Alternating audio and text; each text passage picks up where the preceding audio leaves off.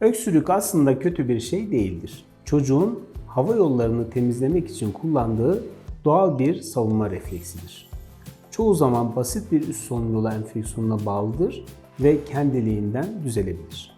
Ama bazı durumlarda öksürük acil değerlendirilmesi gereken ciddi bir sorunun habercisi olabilir. Peki ne zaman acile gitmeliyiz?